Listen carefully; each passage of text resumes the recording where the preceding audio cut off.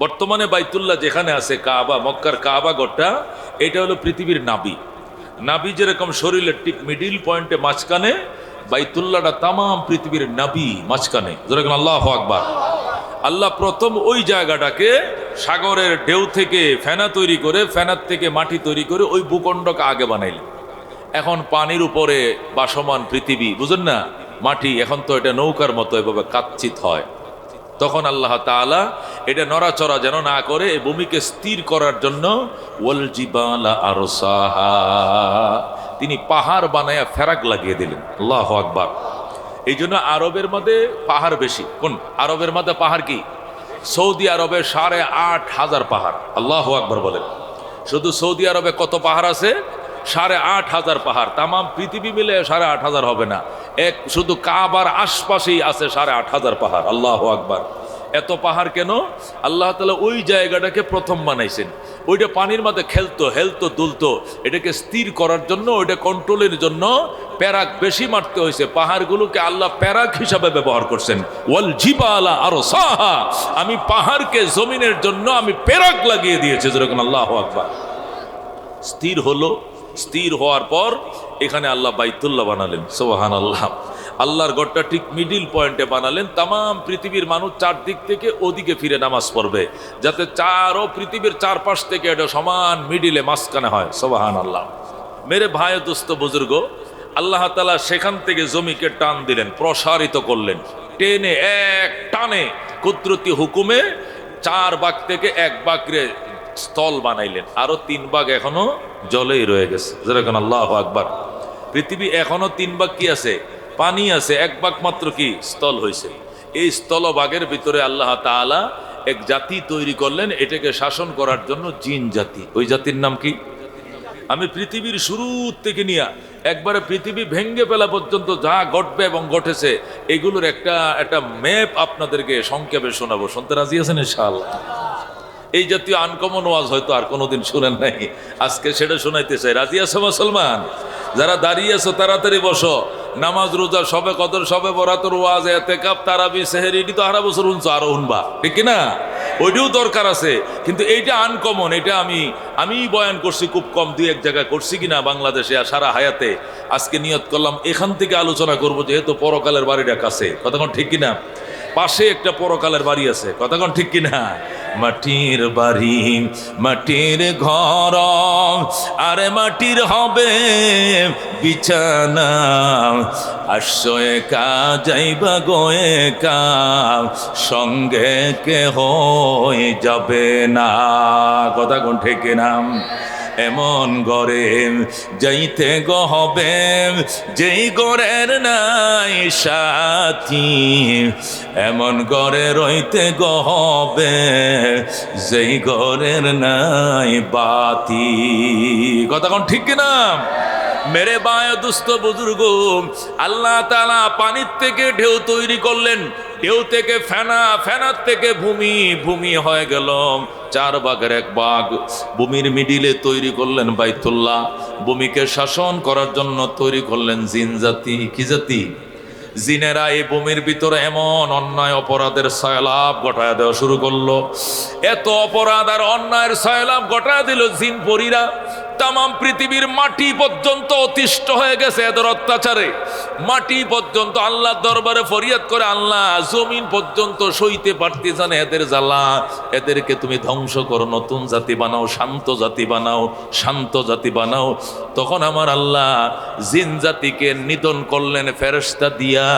ফেরেশতা জাতি বানাইলেন, ফেরেশতা দিয়া জিনদেরকে আশ্রয় মারলেন। যেরকম আল্লাহু আকবার।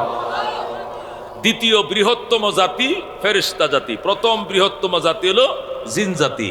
এদের অত্যাচারে জমিন যখন অতিষ্ঠ, আল্লাহ দ্বিতীয় বৃহত্তম জাতি ফেরেশতা জাতি বানাইলেন। আল্লাহু আকবার। বিরাট বৃহত্তম জাত। ফেরেশতা কত সংখ্যা আছে? আল্লাহ নবী সাল্লাল্লাহু আলাইহি সাল্লাম বলেন, আল্লাহর আরশটা ডেলি 70,000 ফেরেশতা তোয়াফ করে সিরিয়াল ক্রমে। কিয়ামতের আগে একবার যারা সিরিয়াল পাইছে, দ্বিতীয়বার আর পাবে না। আল্লাহু আকবার। এবার আন্দাজ করো দুনিয়ার মানুষ, আল্লাহর ফেরেশতা কত অসংখ্য অগণিত। এই মাঠে ডিউটি করতেছে ফেরেশতারা যে পরিমাণ, এটা দেখলো আমাদের চোখ কপালে উঠে যাইতো। নবী বলেন ফেরেশতার কাঁধে ফেরেশতা হইতে হইতে আসমান লাগছে। জোরে কোন সুবহানাল্লাহ। চারপাশে ফেরেশতা, শুধু ফেরেশতা কি এক লাইন দাঁড়াইছে এরকম না, লাইন দিয়া বেষ্টন তো করছে। এরপরে একটার মাথা আরেকটা, আরেকটার কাঁধে আরেকটা, এর পরেরটার কাঁধে আরেকটা, একবার আকাশ লাগছে। আল্লাহু আকবার। আকাশ পর্যন্ত দেয়াল হয়ে গেছে আজকের মাহফিল। যেরকম আল্লাহু আকবার। এই জন্য অসংখ্য ফেরেশতার বিরাট বহর আমার আল্লাহ তৈরি করলেন। তৈরি করে জিনদেরকে সাগরে আশ্রয় মারলেন, পাহাড়ের উপর থেকে নিজে ফিক্কে মেরে মারলেন, আসার দিয়ে মারলেন, ঢেউয়ের তরঙ্গের মধ্যে বাড়ি দিয়ে মারলেন, জলোচ্ছ্বাস দিয়ে এদেরকে ধ্বংস করলেন। ধ্বংস হয়ে গেল, শুধু একটা বিষ রয়ে গেছে, এটার নাম হলো ইবলিস। একটা বিষ রয়ে গেছে, ওইটারে মারে না আল্লাহ। এটা ছোট, দাড়ি টাড়ি উড়ে নেই, দেখতে খুব সুন্দর। ফেরেশতারা কথা একটা থাক, সবটি তো মেরেই ফেলছে, এইটা শুধু থাক। এটার আমগোর সাথে নমাজ রোজা সব সিধু হিগাইয়া একবারে ভালো মানুষ বানাইলাম। কুজাতের সাথে যা কি মিললে জীবন এটি মানুষ হবে না, এটা জানা কথা, এটা পুরাতন কথা। কতক্ষণ ঠিক কিনা? কুজাত কোনোদিন জাতে আসে না। কতক্ষণ ঠিক কিনা? কুজাত সারা জীবন কুজাতেই থেকে যায়। ফেরেশতারা অনেক আদর করে এটারে ফালছে। ফালার পর নিজেদের সাথে রাইকে এমন নামাজ, এমন রোজা, এমন তসবিহ, এমন তাহলিল শিখাইছে, ফেরেশতারা পর্যন্ত ফেল হয়ে গেছে তার সামনে। ফেরেশতারা সব তার সামনে ছাত্র হয়ে গেছে। সে হয়ে গেছে মুআল্লিমুল মালাইকা, ফেরেশতাদের টিচার, উস্তাদ হয়ে গেছে ইবলিস। যেরকম আল্লাহু আকবার। মেরে ভাই ও দুস্থ বুজুর্গ, ফেরেশতা বানাইছে আমার আল্লাহ। এরা তো জিন পরীরা ছিল দুষ্টের শেষ, এই জন্য শান্ত জাতি বানাইছে ফেরেশতা। ফেরেশতারা তো শান্তের শেষ। যদি বলছে দাঁড়ায় থাকো, দাঁড়ায় রইছে, বনের কথা আর মনে নাই। যদি বলছে বৈশা থাকো, বৈশা রয়েছে, শোয়ার কথা মনে নাই। যেটারে বলছে উত্তর দিকে তাকা, ওটা উত্তর দিকে চাইছে, দক্ষিণের খবর রাখে না। যেটারে কইছে পূব দিকে তাকা, এটা পশ্চিমের খবর রাখে না। যেটাকে বলছে রুকুতে যায়, এটা সজদা যাওয়ার বাও পায় না। যারা যে কাজের কথা বলছে এইটার জন্য কোটি কোটি বছর দাঁড়ায় রয়েছে। সুবহানাল্লাহ। এখন আল্লাহ ডাক দেখো না, এটি তো বেশি দরবেশ, এটি হলো দুষ্টের শেষ, এটি আবার শিষ্টের শেষ। যেরকম আল্লাহু আকবার। এই জন্য দুষ্ট আর শিষ্ট দুইটার সমন্বয় আরেক জাতি বানাবো, এই জাতির নাম হলো ইনসান। যেরকম আল্লাহু আকবার। খেয়াল করে শুনেন, ওরা তো দুষ্টের শেষ, এদের জন্য আল্লাহ বানাইলেন কি অত্যন্ত ভালো ভদ্র জাতি, ফেরেশতা জাতি বানাইলেন। কিন্তু এরা এত ভদ্র হইলো তো দুনিয়া চলে না। কথা কোন ঠিক কিনা? এই জন্য আল্লাহ কয় এখন আবার নতুন জাত বানাবো। এই জাতের মধ্যে ফেরেশতাদের দরবেশিও আছে, আর ওই জিনদের দুষ্টামিও আছে। দুষ্টামি আর দরবেশি দুইটার সমন্বয় একটা জাত বানাবো, জাতের নাম হবে ইনসান। সুবহানাল্লাহ। আল্লাহ তাআলা ফেরেশতাদের সাথে পরামর্শ করলেন, ফেরেশতারা একটু পরামর্শ দাও। ইন্নী জাইলুন ফিল আরদে খলিফা, আমি আমার জমিনের মধ্যে প্রতিনিধি বানাইতে চাই। আমার বিধান আমার জমিনে চালু করবে, আমার আইন, আমার কানুন আমার জমিনে তারা প্রতিষ্ঠা করবে। তোমরা কি বলো? ফেরেশতারা আপত্তি করে কয় আতাজালু ফিহা মান ইউফসিদু ফিহা ওয়া ইয়াসফিকুদ দিমা ওয়া নাহনু নুসাব্বিহু বিহামদিকা ওয়া নুকদ্দিসু লাক। ফেরেশতারা আপত্তি করে আতাজালু ফিহা, আল্লাহ এমন জাত কেন বানাইবেন, এমন মানব কেন তৈরি করবেন? মাইয়ুফসিদু ফিহা, যারা জমিনের মধ্যে বিশৃঙ্খলা তৈরি করবে, ওয়াসফিকুদ দিমা, এবং রক্তপাত ঘটাবে। আল্লাহু আকবার। কি পাত ঘটাবে? ফেরেশতারা জাইনে ফেলাইছে, কয় এদেরকে যে বানাইবেন মানুষ, এরা টাকার জন্য নিজের ভাইকে খুন করবে, টাকার জন্য শ্বশুর বাড়ি যাওয়া বন্ধ করবে, টাকার জন্য বউকে ফিডাবে, বউকে তালাক দিয়ে দিবে, এইভাবে খুন করবে, খারাপি করবে, মানুষকে হত্যা করবে, রক্তপাত ঘটাবে। এমন বিশৃঙ্খল জাতি বানাইবেন কেন? ফেরেশতারা যখন আপত্তি করলো, আল্লাহ কই ইন্নী আলামু মা লা তা'লামুন, ফেরেশতারা মানুষ সৃষ্টির ভিতরে যে কি রহস্য এটা আমি বুঝি, তোমরা বুঝো না। আল্লাহু আকবার। দুই একজন দুষ্ট থাকবেই, ভাত খাইলে দুই একটা ভাত আঙ্গুলের হেরে ভরে। কথা কোন ঠিক কিনা? দুই চারটা দুষ্ট থাকবেই, কিন্তু আমার এমন নেককার পিয়ারা বন্দারাও থাকবে, চোখের পলক বরাবর জীবনেও কোনোদিন গুনাহ করবে না। কথা কোন ঠিক কিনা? একটা সগীরা কোনোদিন করবে না, একটা সুন্নতের খেলাফ কোনোদিন করবে না, একটা মুস্তাহাব পর্যন্ত কোনোদিন ছুটবে না, এমন জীবন যাপনকারী বান্দা আমার অনেক থাকবে। এই জন্য মানুষ সৃষ্টির ভিতরে যে কি রহস্য, এটা তোমরা বুঝো না, এটা আমি বুঝি। আল্লাহ তাআলা ফেরেশতাদের এই আপত্তিকে উপেক্ষা করেই বানাইলেন মানুষ। কি বানাইলেন? মানুষ বানাইলেন। বানাইয়া এবার মানুষের নাম হলো আদম। কি নাম রাখলেন? আদম রাখলেন। আদম ওয়া আল্লামা আদম আল আসমা কুল্লাহা, আদমকে বানাইয়া পৃথিবীর সব জিনিসের নাম আদমরে শিখাইলেন। হযরত আদম আলাইহিস সালামকে ৭ লক্ষ ভাষা শিখাইলেন। কয় লক্ষ? ৭ লক্ষ ভাষা শিখাইলেন, পৃথিবীর সমস্ত জিনিসের নাম শিখাইলেন। শিখানোর পর এবার সুম্মা আরাদাহুম আলাল মালাইকা। খেয়াল করে শুনেন, ধারাবাহিক কিন্তু আলোচনা চলছে, পৃথিবীর সৃষ্টি শুরু থেকে একবার কিয়ামত পর্যন্ত যাবে, ঘন্টা ১.৫ ঘন্টা লাগবে, শুনবেন তো ইনশাআল্লাহ। এটা আনকমন একটা বয়ান, খেয়াল করে শুনেন। হযরতে আদম আলাইহিস সালামকে বানাইলেন, বানায়া ও সুম্মা, এরপরে আল্লাহ বলেন ওয়া আল্লামা আদম আল আসমা কুল্লাহা, আদমকে সমস্ত জিনিসের নাম শিখাইলাম। আদম এটা কি গাছ? আম গাছ। আম গাছ মানে এ কি হবে? এরকম একটা আম হবে, ফল হবে, পরে এটা খাবে কেমনে? ওই সময় তো মানুষ নতুন হয়েছে, আম গাছ আর দেখে নাই। এরপরে কি হবে? আম হবে, এটা এটা ছোট বড় থাকবে, বড় হবে, এটা কালো, পরে হবে এটা সবুজ, এরপর হবে হলুদ, এর হবে লাল, এরপরে বারাবাতি হবে, পাকলটা ফেলে দিতে হবে, চুচে চুচে রসটা খেতে হবে, আর বারাটা মাটিতে পুঁতে রাখতে হবে, আবার গাছ হবে। যেরকম আল্লাহু আকবার। গাছের নাম বলে দে, ফলের নাম বলে দে, ফলের গুণাগুণের কথা বলে দে, কোন ফল কেমনে খাইতে হবে এইটাও পর্যন্ত বলে দেয়। এবার আল্লাহ তাআলা আদমকে বসাইলেন এক পাশে, আর সমস্ত ফেরেশতাদেরকে বসাইলেন এক পাশে। বসায়া এবার আল্লাহ ইন্টারভিউ কল করলেন। আদমকে জিজ্ঞাসা করে এটার কি নাম, আদম টাস করে বলে দেয়। ফেরেশতাদেরকে জিজ্ঞাসা করে, ফেরেশতারা কয় হা লা আদরি, জানি না। আল্লাহ কইতে পারি না। কি কইতে পারো না মানে? তোমরা সবাই মিলেও দেখা যায় একজনের সাথে পারো না, ঘটনাটা কি? আমরা পারি না আল্লাহ, আমরা জানি না। আল্লাহ কয় তাহলে এই আদম রে বানাইতে বেটু দিছিল কেন? সজদা করো, যেরকম আল্লাহু আকবার, সিলিন্ডার করো, আর বলো জাহাপনা বস আপনাকে বানানোর টাইমে আপত্তি করছিলাম, এই আপত্তিটা আমাদের ভুল ছিল, মাফ করে দেন, যেরকম আল্লাহু আকবার। আল্লাহ তাআলা বলেন উসজুদু লি আদমা, ও ফেরেশতারা সবাই মিলে আদমকে সিজদা করো। কাকে সিজদা করো? আদমকে সিজদা করো। সবাই আদমকে সিজদা করলো, ইল্লা ইবলিস। কিন্তু ওই যে যেটারে আদর করে ফেলছিল, ওই যে মনে আসেনি, ওই পণ্ডিত সিজদা করে না। আবা আইয়াসজুদা, সে সিজদা করতে অস্বীকার করলো। কালা, আল্লাহ রাব্বুল আলামিন বলেন মা মানাকা আন তাসজুদ ইজ আমারতুকা, ইবলিস তোকে সিজদা করতে কে বাধা দিল? আমি নিজে তোরে হুকুম করলাম সিজদা কর, এরপরেও তুই সিজদা করলে না, কারণ কি? আনা খায়রুম মিন, আমি উনার চেয়ে অনেক ভালো। যেরকম নাউজুবিল্লাহ। কিভাবে? খালাকতানি মিন নার ওয়া খালাকতাহু মিন তিন, আমারে বানাইছেন আগুন দিয়া, উনারে বানাইছেন মাটি দিয়া। মাটি তো নিচের দিকে ধাউনি করে, আগুন উপরের দিকে ধাউনি করে। আমি বড় বড় হইয়া উঁচু হইয়া নিচুরে সিজদা করব না। যেরকম নাউজুবিল্লাহ। আল্লাহ রাব্বুল আলামিন বলেন ফামা ইয়াকুনু লাকা আন তাতাকাব্বারা ফিহা ফাখরুজ ইন্নাকা মিনাস সাগিরিন। বলেন আল্লাহু আকবার।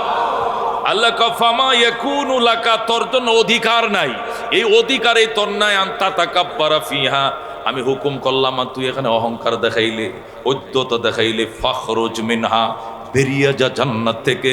ইন্নাকা মিনাস সাগিরিন, তুমি লাঞ্ছিত বঞ্চিত কপাল পোড়াদের অন্তর্ভুক্ত হয়ে গেলা। যেরকম নাউজুবিল্লাহ। সাথে সাথে গেট আউট। কোথায় থেকে? জান্নাত থেকে। কোথা থেকে গেট আউট? মেরে ভাই দুস্থ বুজুর্গ, ফাখরুজ মিনহা বলছে বেরিয়ে যাও। কেন সিজদা করলা না? যেরকম আল্লাহু আকবার। সিজদা না করার কারণে তাকে আউট করে দেওয়া হলো। মেরে ভাই ও দুস্থ বুজুর্গ বলতেছিলাম, হযরতে আদম আলাইহিস সালাম একদিকে, সমস্ত ফেরেশতারা একদিকে। ইন্টারভিউর ভিতরে আদম ফাঁস করছে, ফেরেশতারা ফেল করছে। এই জন্য ফেরেশতাদেরকে নির্দেশ দেওয়া হয়েছে আদমকে সিজদা করার জন্য। যেরকম সুবহানাল্লাহ। এখন প্রশ্ন, আদম মখলুক, ফেরেশতা মখলুক, এক মখলুক আরেক মখলুকে সিজদা করবে কেন? সিজদা করতে হয় খালেকরে, কথা কোন ঠিক কিনা? সিজদা করতে হয় স্রষ্টারে। এই আদমও সৃষ্টি, ফেরেশতাও সৃষ্টি, এক সৃষ্টি আরেক সৃষ্টিকে সিজদা করা তো হারাম, কথা কোন ঠিক কিনা? তাহলে আল্লাহ আদমকে কেন সজদা করাইলেন? ফেরেশতা দিয়ে আদমরে সজদা করাইলেন কেন? তাহলে আমরা মাজারে সজদা করলে সমস্যা কি? ফেরেশতারা যদি আদমকে সজদা করতে পারে, তা আমরাও তো খাজা বাবারে ল্যাংটা বাবারে সজদা করি, অসুবিধা কি? এরা যুক্তি দেয়, এটা জবাব দিতে হবে না? জবাব তো দিতে হবে না, এদের তো যুক্তি আছে যে আদম এক মখলুক, আল্লাহর সৃষ্টি, ফেরেশতা আল্লাহর সৃষ্টি, এক সৃষ্টি যদি আরেক সৃষ্টিকে সবাই মিললে সজদা করতে পারে, তে আমরাও মনে করেন ফাফি বন্দা, আমরা একজন আল্লাহ আল্লাহর কবরে যাই, ওনার কবরটারে সজদা করলে সমস্যাটা কোথায়? এটা প্রশ্ন, তাদের যুক্তি আছে, কিন্তু এটি ল্যাংটারা আট্রসিরাই কিন্তু দলিলগুলো দেয়, কতক্ষণ ঠিক কিনা? তখন জবাব দিতে হবে, মেরে ভাই দোস্ত বুজুর্গ, এক নম্বর জবাব হলো সজদা দুই প্রকার। কোন সজদা ক প্রকার? একটার নাম সজদায়ে তাআব্বুদি, আর একটা সজদার নাম সজদায়ে তাহিয়্যা। আরবিতে একটার নাম সজদায়ে তাআব্বুদি, মানে ইবাদতের সজদা, যে সজদা কপাল মাটিতে ঠেকায়া আল্লাহর পায়ের মাঝে কপাল রাইকে বলে সুবহান রাব্বিয়াল আলা, সুবহান রাব্বিয়াল আলা, সুবহান রাব্বিয়াল আলা, এটাকে বলে ইবাদতের সজদা। আর একটা হলো সজদা তাহিয়্যা। তাহিয়্যা শব্দের অর্থ হলো অভিবাদন। তাহিয়্যা শব্দের অর্থ কি? অভিবাদন। অভিবাদন মানে পাশ্চাত্য দরবারে দেখা যায় প্রজারা গেলে আদেশ করেন জাহাপনা কয় একটু মাথাটা একটু নোয়ায়, একটু আদেশ করেন জাহাপনা কয় একটু মাথাটা নোয়ায়, নোয়ায় কিনা? এই যে এইটা তো নোয়া, এটা হলো বাদশার দরবারের শাহী আদব বজায় আনছে সে, এটা কোনো বাদশারে কোনো সজদা করে নাই, কতক্ষণ ঠিক কিনা? আল্লাহ তাআলা ফেরেশতাদেরকে যে বলেছিলেন আদমকে সজদা করার জন্য, এটা করে কপাল মাটিতে ঠেকায় কয় নাই, বরং বলছে একটু নমস্কার বলো, বস আপনার সামনে সিলিন্ডার, আপনার সাথে ইন্টারভিউতে আমরা সবাই মিলেও পারি নাই, অথচ আপনার সৃষ্টির বেলায় আমরা বেটু দিয়েছিলাম, আপত্তি করেছিলাম, এটা আমাদের ভুল ছিল, জাহাপনা মাফ করে দেন। এটা এরকম একটা সজদা, মানে আদমের সামনে ফেরেশতারাই কথা স্বীকার করা যে আপনার সৃষ্টির শুরুতে পরামর্শ করেছিলেন আল্লাহ, আমরা বানাইতে নিরুৎসাহিত করেছিলাম, এই নিরুৎসাহিত করাটা আজকে ধরা খায় গেছে, আপনার একার সাথে আমরা সবাই মিলে পারি নাই, এই জন্য মাফ করবেন জাহাপনা। এটা বলে মাথার একটু নত করা, এটা সজদা ইবাদতের সজদার মতো নয়, এটা মাথা নতর সজদা, এটা সম্মানের জন্য, এটা আদমের শরীয়তের মধ্যে জায়েজ ছিল, জোরে কোন সুবহানাল্লাহ। এটা ওই শরীয়তে জায়েজ ছিল, আমাদের শরীয়তের মধ্যে ওইটাও জায়েজ নাই। আমাদের শরীয়তের মধ্যে ইবাদতের সজদা হোক আর কি অভিবাদনের সজদা হোক, দুনো ধরনের সজদা আল্লাহর জন্য রিজার্ভ, যেরকম সুবহানাল্লাহ, অন্য কাহার জন্য জায়েজ নাই। কিছু কিছু বিধান আছে অন্যান্য শরীয়তে জায়েজ আছে, আমাদের শরীয়তে হযরত ইউসুফ আলাইহিস সালামের শরীয়তের মধ্যে আদবের জন্য সজদা করা এটা জায়েজ ছিল। হযরতে ইউসুফ আলাইহিস সালামের আব্বা, ইউসুফ আলাইহিস সালামের আম্মা এবং তার 11 ভাই, এরা ইউসুফকে সজদা করেছে, এটা কোরআনের মধ্যে লেখাই আছে। আল্লাহ কোরআনের মধ্যে বলেন, ইন্নী রাআইতু ফিল মানামে ইন্নী রাআইতু আহাদা আশারা কাওকাবান ওয়াশ শামসা ওয়াল কামারা রাআইতুহুম লি সাজিদিন, আমি দেখেছি 11টা তারকা এবং চন্দ্র সূর্য 2 জন এবং 11 জন, এই 13 জন মিলে আমি ইউসুফকে সিজদা করে। যেরকম সুবহানাল্লাহ। এটা কেমনে করে ওইদিকে আমি আসতেছি, এটাও যাবে, যেহেতু আমি শেষ পর্যন্ত যাওয়ার নিয়ত করি, এই ঘটনাও আমার এই ঘটনার মধ্যে আলোচনার মধ্যে আসবে। যেরকম আল্লাহু আকবার। তাহলে আমার উত্তরটা কি? উত্তরটা হলো এই, আদম আলাইহিস সালামকে যে ফেরেশতারা সিজদা করছিল, এটা ইবাদতের সিজদা নয়। কি এর সিজদা নয়? সাহায্য চাওয়ার সিজদা নয়, মুশকিল কুশার সিজদা নয়, সমস্যা দূর করার জন্য ফরিয়াদ করার সিজদা নয়, বরং এটা সিলিন্ডারের সিজদা। সিলিন্ডার মানে বস, আপনার সাথে আমাদের সাথে ইন্টারভিউ হয়েছিল, ইন্টারভিউতে আপনি পাস করছেন, আমরা ফেল করছি, আপনার সামনে সিলিন্ডার করলাম, আপনি আমাদের থেকে জ্ঞানী, আমরা জ্ঞানে আপনার থেকে কম, এটা বোঝানো হলো সিজদার অর্থ, অন্য কোনো অর্থ নয়। কথা কোন ঠিক কিনা? অথবা তার উত্তর এটাও দেওয়া যাইতে পারে, মুফাসসিরিন কেরাম লেখেন যে গায়রুল্লাহকে সিজদা করা হারাম, কিন্তু এখানে ফেরেশতাদেরকে নির্দেশ দেওয়া হয়েছে আদমকে সিজদা করার জন্য, এটা ফরজ হয়ে গেছে যে আল্লাহর হুকুমে অন্যদেরকে সিজদা করা হারাম, এই আল্লাহর হুকুম করার কারণে এখানে সিজদা করাটা ওয়াজিব হয়ে গেছিল। এখানে ফেরেশতা সিজদা না করে উপায় ছিল না, এটা বিশেষ একটা নির্দেশের কারণে ছিল। এই হুকুম অন্যদের বেলা বলবৎ থাকবে না, এটা শুধু ফেরেশতাদের জন্য নির্ধারিত থাকবে। কথা কোন ঠিক কিনা? মেরে ভাই দুস্থ বুজুর্গম, হযরত আদম আলাইহিস সালাম অস্থির হয়ে গেলেন জান্নাতে। আল্লাহ বলেন এমন করছো কেন? কয় সাথী লাগবে। আল্লাহ তার বাম পাজরের হাড় কেটে সাথী বানাইলেন, নাম রাখলেন হাওয়া। কি বানাইলেন? হাওয়া আদমকে একটা মূর্তির মতো বানায় এখানে বাতাস ঢুকাইয়া দিছেন, রু ঢুকাইয়া দিছেন, কিন্তু হাওয়াকে মূর্তির মতো না বানায়া আদমের বাম পাজরের হাড় কাইটা বানাইছে। কারণ হলো আলাদা মূর্তি বানাইলে বুঝতো স্বামী আলাদা স্ত্রী আলাদা, কিন্তু হাড় কাইটা বানাইছে বুঝাইছে স্বামী আর স্ত্রী আলাদা নয়, স্ত্রী এটা স্বামীর জন্য অর্ধাঙ্গিনী। কথা কোন ঠিক কিনা? স্ত্রী হলো স্বামীর অর্ধাঙ্গিনী, তার অঙ্গ কাইটা স্ত্রী বানাইছে। এই জন্য স্ত্রীর মান অভিমান বুঝতে হবে, তার সুখ দুঃখ বুঝতে হবে, তার অসুখ অসুবিধা বুঝতে হবে।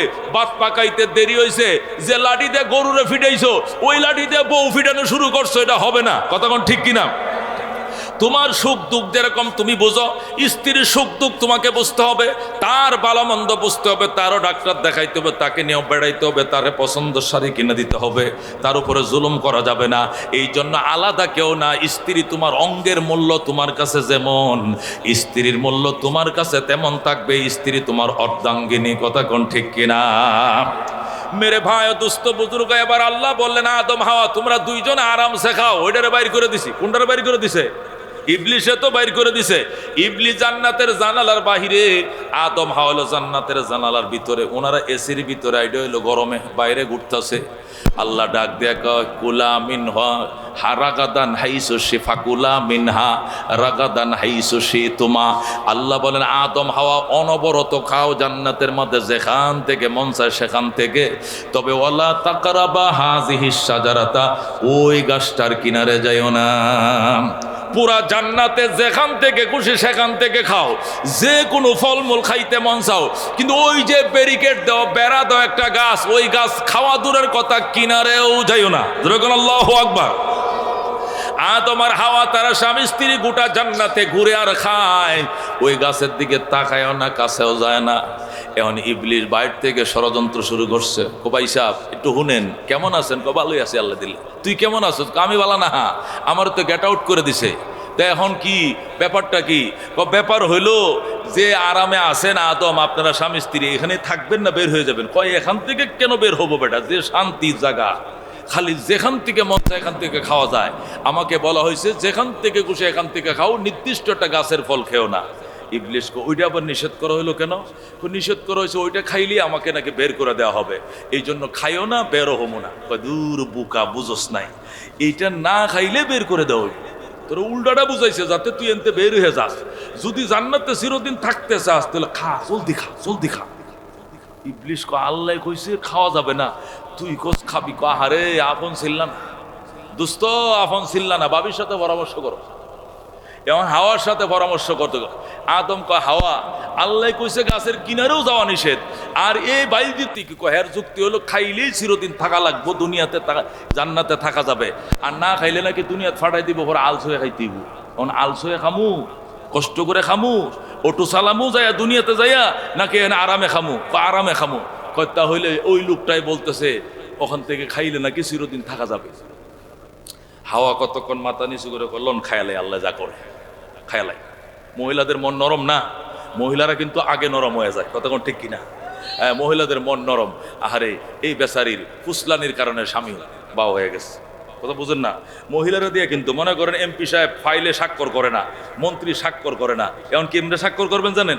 ওই বাবি সাহেবের জন্য একটা বেনারসি শাড়ি কিনবেন 18,500 টাকা দিয়ে, কিনিয়া সুনামগঞ্জের হাওড়ার থেকে কাতল মাছ একটা 8-9 কেজি ওলা লইবেন, লইয়া কবে ভাই আসসালামু আলাইকুম, মন্ত্রী মহোদয় আসেন বাসায়? কয় উনি তো নাই, ম্যাডাম আছে, একটু ভিতরে ফাটাই দেন। কন আমি এক গুনাহগার বন্দায় আইছিলাম, একটা স্বাক্ষরের লাগে, মনে করেন আপনার স্বাক্ষর 10টা হইলেও আপনার কবুল হয়ে যাবে। কি লেগে বাবিরে আপনি লাইন করে লাইছেন। কথা কোন ঠিক কিনা? এই দেশে যত দুর্নীতি হয় কাকে দিয়া হয়? মহিলাদেরকে দিয়া হয়। কথা কোন ঠিক কিনা? পুরুষরা তাও একটু অ্যাক্টিভ থাকে, কিন্তু বউয়ের কারণে আর শেষ পর্যন্ত ঠিক থাকতে পারে না। কথা কোন ঠিক কিনা? হযরত আদম আলাইহিস সালাম অ্যাক্টিভ ছিলেন, খাবেন না, কিন্তু ওই বুড়ির বুদ্ধি ফায়া পরে কয় আল্লাহ ভরসা, খাই দেখি। আহারে শুধু খাইতে দেরি রে বাবা, একবার পরনের জ্যান্ত কাপড়গুলো সাথে সাথে অটোমেটিক খুলে পড়ে গেছে, ল্যাংটা হয়ে গেছে। তো ওখানে তো আর মানুষ নেই, মানুষ কয়জন? তারা দুইজনেই। আদমের পরনের কাপড়টি খুলে গেছে, হাওয়ারটি খুলে গেছে। এখন লজ্জায় কি করবে? হাওয়াতে এইভাবে একবারে লজ্জায় আদম শিগগির তাড়াতাড়ি গাছের পাতা পড়ো। হাওয়া যায় 5টা পাতা করছে, বড় বড় কলা পাতা 5টা ছিঁড়ছে, সিরিয়া গাছের পাতা দিয়ে লজ্জাস্থান ডাকছে। আদম পড়ছে কটা? তিনটা, হাওয়া পড়ছে কটা? 5টা। এই 3 কাপড় লয়ে আইছে আদম দুনিয়াতে শ্রীলঙ্কার শরণদ্বীপে, আর হাওয়া আসছে সৌদি আরবের জেদ্দায়। যেরকম আল্লাহু আকবার। এই 3 কাপড় নিয়ে আইছে পুরুষে, এই জন্য দুনিয়াতে বিদায় নেওয়ার টাইমে, জান্নাতে যাওয়ার টাইমে আবারও 3 কাপড়ে পরায় দেওয়া লাগে। যেরকম সুবহানাল্লাহ। আর 5 কাপড় নিয়ে আইছে আমগো দাদি হজরতে হাওয়া আলাইহিস সালাম। 5টা কাপড় পরে আইছে, এই জন্য বিদায় দেওয়ার বেলা মহিলাদেরকে আবার 5 কাপড় পরে এই বিদায় দিতে হয়। এটাই হলো 3 আর 5-এর রহস্য। যেরকম সুবহানাল্লাহ। মেরে ভাই ও দুস্থ বুজুর্গম, হজরতে আদমকে ফালাইলো শ্রীলঙ্কার শরণদ্বীপে, আর হাওয়াকে ফালাইলো জেদ্দা। জাদ্দাতুন মানে দাদি, জাদ্দাতুন মানে দাদিমা, গ্র্যান্ড মাদার বলা হয়। গ্র্যান্ড মাদার, নানি বা দাদি, দুইটাকে গ্র্যান্ড ফাদার দাদি, গ্র্যান্ড মাদার কি নানি, এটাকে আরবিতে বলা হয় জাদ্দা। জাদ্দা মানে দাদি। যেহেতু হাওয়া আমাদের দাদি, হজরতে হাওয়া আমাদের নানি, উনি আমাদের পূর্বপুরুষদের মধ্যে প্রথম মেয়ে, উনি আমাদের দাদি লাগে। এই জন্য চিরদিনের জন্য ওই এলাকাটাকে জাদ্দাতুন নাম দিয়ে জেদ্দা রাখছে। যেরকম সুবহানাল্লাহ। এই জন্য জেদ্দা জেদ্দা হয়েছে। জেদ্দা এটা জাদ্দাতুন ছিল, জিমের মধ্যে জবর ছিল, এটাকে জের দিছে, বুঝেন না? আকার ছিল, এটাকে একার দেয় জেদ্দা লেখে আর কি। মূল শব্দ হলো জাদ্দা। জাদ্দা জাদ্দা মানে দাদি, গ্র্যান্ড মাদার। যেরকম আল্লাহু আকবার। মেরে ভাই দুস্থ বুজুর্গ, হযরতে আদম আলাইহিস সালাম, আল্লাহ বলছে খাইও না, আর ইবলিশে বলছে খাও। কারটা শুনছে? এটা তো শুনতে তো খারাপ লাগে, কথা কোন ঠিক কিনা? একজন আল্লাহর পয়গম্বর হয়ে আল্লাহর হুকুমটা না মাইনে দুশ্মনেরটা মানলো কেন? প্রশ্ন আসে কিনা? এটা একটা জবাব দেওয়া লাগবে না?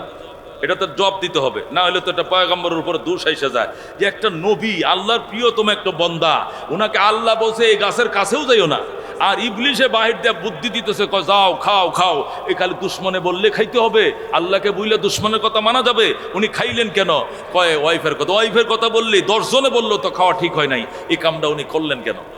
আল্লাহু আকবার। হযরত আদম আলাইহিস সালামকে হযরত মূসা আলাইহিস সালাম একদিন দর্শে রূহের জগতে। যেরকম সুবহানাল্লাহ। হাদিসটা বুখারী মুসলিম 2 কিতাবের মধ্যে আছে, মুত্তাফাকুন আলাই, মানে রিওয়ায়াতটা বুখারীতেও আছে, মুসলিমে আছে। হযরত আদম আলাইহিস সালামকে একদিন হযরত মূসা আলাইহিস সালাম এক জায়গায় রূহের জগতে পাইলেন। পায়া জিজ্ঞাসা করতেছেন, আব্বা কামটা তো বালা করছেন না? আপনি কি কামটা বালা করছি না? বাপের সাথে অনেকদিন পরে দেয়া সালাম কালাম না দেয়া তুই গপ্প একটা শুরু করছিস, কামটা বালা করছিস, কি খারাপটা করছি আমি? বাপের সাথে কথাবার্তা একটু আদব কায়দা করে কোয়া লাগে না? কয় সব ঠিক আছে, আদব কায়দাও ঠিক আছে। মূসা গরম মানুষ, জানেন না? আমি তো আল্লাহর সাথে কথাবার্তা বলে অভ্যাস, বাপটা পিতা গুনি না। যেরকম আল্লাহু আকবার।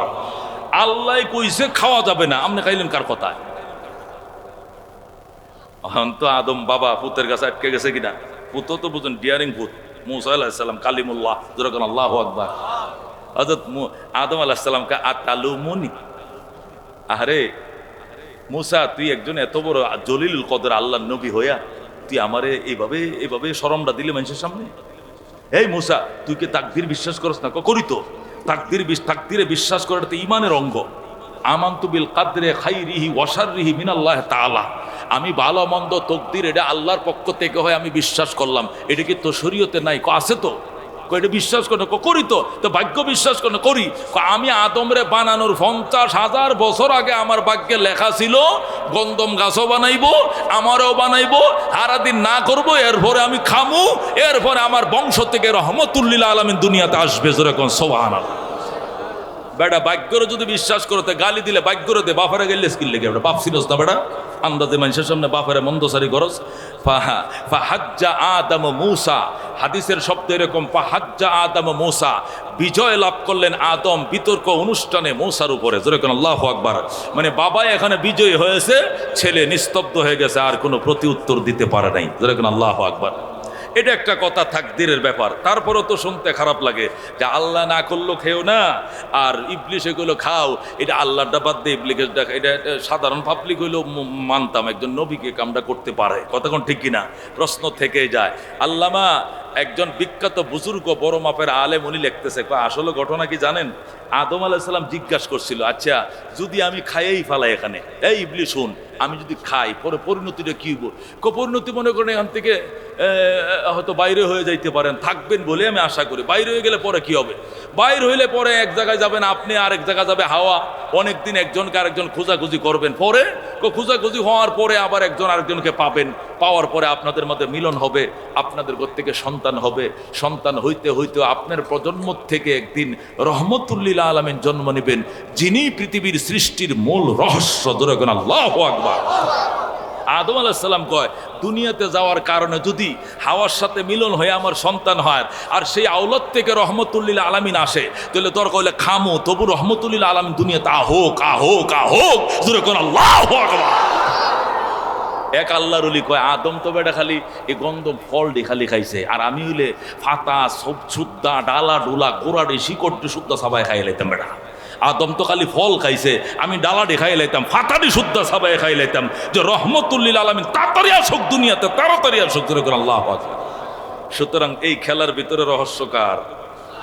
आदम के लिए फखर ये आली नस्बी है, मक्की मदनी हाशमियो मुत्तलबी है, पाकीज़ा तोराश अर्श समा जन्नत फिरदौस, आराम गाहे खाक रसूल अरबी है, आए ज़ाहिर बैते नबवी याद रहे ये, बेकायदाया जंबिश लब बेअदबी है, आहिस्ता कदम नीची निगाह पुस्ते सदा हो, खाबीदा यहाँ रोह रसूल अरबी है, बुझ जाए तेरे चींटों से आए अब्र करम आज, जो आग मेरे सीनों में मुद्दत से लगी है, आए बहार करम सदका हुसैन इब्ने अली का, पियासा हो मुझे शरबत दीदार पिला दो, जो लोग के कहलाते हैं सग तेरे गली के, उन लोगों के दफ्तर में मेरा नाम लिखा दो। ज़ुरगुन मरहबा। हज़रत रहमतुल्लिल आलमीन सल्लल्लाहु अलैहि वसल्लम इरशाद करेন, বাবা আইলো দুনিয়ায়, বাবা স্মরণ দিবে, আর মা জেদ্দায়। হযরত আদম আলাইহিস সালাম সেখান থেকে 20 বার গেছে মক্কায়। কয়বার? হজ করার জন্য শ্রীলঙ্কা থেকে হাইটে গেছে 20 বার মক্কায় হজ করছে। হজ করে নিজের স্ত্রীর খুঁজে পায় না। হযরত হাওয়া আলাইহিস সালাম জিদ্দাহ থেকে হাঁটতে হাঁটতে গেছে আরাফার ময়দানে। জোরে কোন আল্লাহু আকবার। সর্বশেষ যখন হজ করার জন্য আদম গেছে, যাইয়া বাইতুল্লাহর কিনারে আল্লাহর গড় তপ করে জাবালে আবু কুবাইসের মধ্যে উঠছে। জাবালে আবু কুবাইস যারা হজ উমরা গেছেন দেখবেন বাদশাহ ফাহাদ একটা বাড়ি বানায় রাখছে, দেখছেন কিনা? জাবালে আবি কুবাইসের মধ্যে আল্লাহু আকবার। হযরত আদম আলাইহিস সালাম উঠছে, উইটা যখন পূর্ব দিকে তাকাইছে, তাকায়া দেখে হযরত হাওয়া আলাইহিস সালাম জাবালের রহমতের মধ্যে দাঁড়ায় রইছে। সুবহানাল্লাহ। 8 কিলোমিটার দূর। কয় কিলোমিটার? বাইতুল্লাহর গড়িটা যেখানে, যেটা ক্লক টাওয়ার, সেখান থেকে আরাফার রহমতের পাহাড়টা, আল্লাহু আকবার, 50 ফিট উঠো মসজিদ থেকে, সবাই হাজিরা উঠতে পারে, এটা তো উঠতে পারে। আরাফার ময়দানের যে পাহাড় রহমত, জাবালে রহমত, এই রহমত পাহাড়টা 8 কিলোমিটার দূরা। ওখান থেকে গড়িটা দেখা যায়, গড়ির এখান থেকে আরাফাটা দেখা যায়। জোরে কোন সুবহানাল্লাহ। হযরত আদম আলাইহিস সালাম 365 বছর, কয়শো বছর? 350 বছরের থেকে বেশি একটাই দোয়া, রব্বানা যালামনা আনফুসানা ওয়া ইল্লাম তাগফির লানা ওয়া তারহামনা লানাকুনান্না মিনাল খাসিরিন বলে কাঁদতে শুরু করলেন। কাঁদতে এখানে জাবালে আবু কুবাইসের উপর উঠলেন। উঠে চার থেকে টস মারতেছেন, হাওয়ারে পাওয়া যায় কিনা দেখি। হঠাৎ করে দেখে একটা মহিলা ওই জাবালে রহমতে দাঁড়ায় কান্দে, আল্লাহ আমার জান্নাতের স্বামীরে আমারে মিলায়া দাও, মিলায়া দাও, মিলায়া দাও। জোরে কর আল্লাহু আকবার। হযরত হাওয়া ওই যে ফিলারটা দেখবেন জাবালের রহমতের উপর একটা খাম্বা আছে, একটা খাম্বা উঁচা, ওখানে দাঁড়ায় ওই আল্লাহর ঘরের দিকে ফিরে, পশ্চিম দিকে কেবলার দিকে ফিরে, আল্লাহ আমার জান্নাতে স্বামী আমার মিলায়া দাও। আর আদম বলে আমার জীবন সঙ্গীরে আমার মিলায়া দাও। একজন আরেকজনের চোখে চোখ পড়ে যায়। সুবহানাল্লাহ। হযরত আদম আলাইহিস সালাম হাওয়াটাকে আসো আসো স্বামী আসো। হযরত আদম পাহাড় থেকে নেমে দিছে দৌড় যায় ওই পাহাড়ের মধ্যে। দুইজনে যাইয়া একসাথে হাত পেতে কর, রব্বানা যালামনা আনফুসানা ওয়া ইল্লাম তাগফির লানা ওয়া তারহামনা লানাকুনান্না মিনাল খাসিরিন। রাহমাতুল লিল আলামিনের দোহাই দিয়ে আল্লাহ দরবারে এমন কান্না শুরু করছে। আল্লাহ কয়, যা আদম তোরা দুইজনকে মাফ করে দিলাম। ধরো এখন আল্লাহু আকবার। আল্লাহ তাদেরকে ক্ষমা করে দিলেন। হযরতে আদম আলাইহিস সালাম এখন মক্কায় বসবাস শুরু করলেন, যেখানে শয়তানকে পাথর মারে, জমরাত, যেখানে জমরাত পাথর মারে, ওই জমরাতের সামনে একটা সুন্দর মসজিদ আছে, এটাতে কোনো নামাজ হয় না, বানায় রাখছে, শুধু এখানে কি হয়, তালা মারাই থাকে। এই জমরাত মসজিদের এদিকে গাড়িগুলো ঢুকে, অনেকে যারা গাড়িতে আসে পাথর মারার জন্য, অনেকে হেঁটে আসে। ওখানে আদম আলাইহিস সালাম বাড়ি বানাইলেন, থাকতে শুরু করলেন। আদম হাওয়ার মিলনে 20 জোড়া সন্তান হয়েছে। কয় জোড়া? 20 জোড়া। প্রত্যেকবার একটা ছেলে একটা মেয়ে একসাথে, একটা ছেলে একটা মেয়ে একসাথে, এভাবে 20টা জোড়া সন্তান হয়েছে, মানে 40টা। কটা? আগের ঘরের ছেলের সাথে পরের জোড়ার মেয়ের সাথে বিয়ার ব্যবস্থা করলেন, শেষ হলো। এরপরে 21তম আরেকটা সন্তান হলো, এখন আর মেয়ে নাই, শুধু ছেলে। ওই ছেলেটার নাম হযরতে শীস আলাইহিস সালাম। যেরকম সুবহানাল্লাহ। শীষের কোনো জুরি নাই, শীষ একা হয়েছে 21তম সন্তান। আগে 20তম সন্তানের মধ্যে 40টা, দুইটা দুইটা করে, একটা ছেলে একটা মেয়ে। 21তম আদমের ঘরে শুধু ছেলে হয়েছে শীষ। আল্লাহ তাআলার দরবারে শীষ দোয়া করে, আল্লাহ আমার আগের ভাই বোনগুলো পরস্পরে বিয়ে হয়েছে, আমার তো কোনো বোন নাই, আমার জীবন সঙ্গিনী কাকে বানাবো? হযরতে আদম শুনছে, শুইনে কয়, আল্লাহ আমার নবুয়তের ওয়ারিসদার যদি তাকে বানাও, জান্নাতের হুরের সাথে বিয়ের ব্যবস্থা করবো। জোরে কোন সুবহানাল্লাহ। আদম কান্দে, আল্লাহ আমি দুর্বল হয়ে গেছি, নবুয়তের ওয়ারিস বহন করার মতো আগের 20টা ছেলের ভিতরে যোগ্যতা নাই, এই যোগ্যতা আমার শীষের ভিতরে আছে। আল্লাহ তুমি তারা নবুয়ত দাও। আল্লাহ হযরতে শীষ আলাইহিস সালামকে নবুয়ত দিলেন, নবী হয়ে গেলেন, আদমের শরীয়তের ধারক বাহক তিনি হয়ে গেলেন। হযরতে আদম আলাইহিস সালাম দোয়া করলেন, আল্লাহ হজে যামু, এটাই মনে হয় জীবনের শেষ হজ, এবার হজ করবো। হজে যাওয়ার আগে জান্নাতের ফলমূল খাইতে মন চাইছিল, দীর্ঘদিন জান্নাতে ফল খাইছিলাম, এখনো জিহ্বায় লাইগে রয়েছে, কিছু ফলমূল দিয়া ফাটান। আল্লাহ তাআলা জান্নাতের হুর দিয়া খাঞ্চা ভরে ফল ফাটাইছে, ঝুরি ভরে। হযরতে আদম কয়, মা তুমি কে? কয়, আমি জান্নাতের হুর। তুমি আসছো কই? যে ফল খাইতে চাইছিলেন, আল্লাহ জান্নাতের ফল দিয়ে ফাটাইছে। আদম আল্লাহরে টেলিফোন করে কয়, আল্লাহ এই মেয়ে আর আকাশে যাবে না, আমার শীষের সাথে বিয়ে করায় দিলাম। আল্লাহু আকবার। ওই হুরের সাথে হযরতে শীষের বিয়ে হয়। এরপরে হযরতে আদম ইন্তেকাল করলেন, শীষ আলাইহিস সালাম নবী হলেন। শীষের ঘরে হযরতে নূহ আলাইহিস সালামের জন্ম নিলেন। আল্লাহু আকবার। হযরত নূহ আলাইহিস সালাম নবী হলেন। নূহ আলাইহিস সালাম 950 বছর দাওয়াত দিলেন। কয়শো বছর? 950 বছর দাওয়াত দেওয়ার পর মাত্র 70 জন পুরুষ মুসলমান হইছে, আর 12 জন নারী মুসলমান হইছে। 70 আর 12 কত? 82। কত? 82 জন মুসলমান হইছে। এরপরে আর মুসলমান হয় না, দাওয়াত দিছে 950। যেরকম আল্লাহু আকবার। এখন তো মুসলমান হওয়া দূরের কথা, আদম যদি দাওয়াত দেয় সকালে কোনোদিন আসবা না। আদম হযরতে নূহ আলাইহিস সালাম গেছে দুপুরে, আগে আইতে না করছি না? আপনি সকালে আইতে না করছেন, আপনি কি দুপুরেও না করছেন? আমি তো দুপুর আইছি। দুপুরে কোনোদিন আসবেন না, বিকালে গেছে। আপনারা দুপুর আসতে না করছি না? এখন কি দুপুর? 4টা বাজে, বিকাল না আসর আজান দিছে। বিকালেও আর আসবেন না কোনোদিন, সন্ধ্যা সময় গেছে। এখন আসছেন কি লেগে? আপনি বিকালে আইতে না করছেন, সন্ধ্যাও কি না করছেন? সন্ধ্যা আসবে না কোনোদিন। গভীর রাত্রে গেছে, এশার টাইমে, এখন আসছেন কেন? এখনো আসবেন না। এইভাবে যখনই যায় বারণ করে। জালু আসাবিয়াহুম ফি আযানিহিম। হযরতে নূহ আলাইহিস সালামের দাওয়াত শুনে কওমে নূহ কানের মধ্যে ডিয়া লাগায় রাখে, কাপড় দিয়ে ছাপ দিয়ে রাখে, যাতে নবীর কথা শোনা না যায়। জোরে কর নাউজুবিল্লাহ। কাপড় দিয়ে ডিয়া লাগা, আঙ্গুল দিয়ে ছাপ দিয়ে রাখে, যাতে পয়গম্বর দাওয়াত শোনা না যায়। এভাবে বেয়াদবি করছে। এরপরে নূহ বদদুয়া করে নাই। আর একদিন করছে কি, হযরত নূহ আলাইহিস সালামের রান্না খাবারগুলো নিয়ে খাইছে, খায়া এটার মধ্যে প্রস্রাব পায়খানা করে ডেকসি পাতিলগুলো থুয়ে গেছে। জোরে কর নাউজুবিল্লাহ।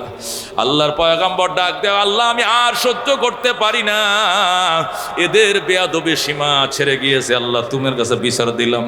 আল্লাহকে বদদুয়াটা করে ফেলাইলেন। আর কত? আর কত? 950 বছর জিন্দেগি পার করছি।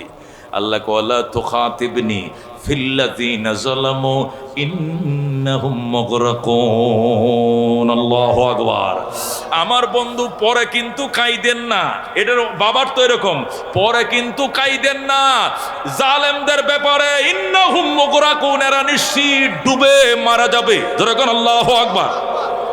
ইন্নাহুম মুগরাকুন মানে এরা কি? নিশ্চিত প্লাবিত হবে। প্লাবিত হবে বুঝেন মানে?